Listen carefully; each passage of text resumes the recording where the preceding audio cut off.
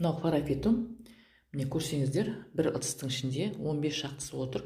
Өте қатты қымбат емес, арзан. Осыны алсаңыздар, әр ыдысқа мынандай өскіннен 2-3 отырғызып қойсаңыздар, сіздердің хлорофитумдарыңыз жайқалып өсетін болады.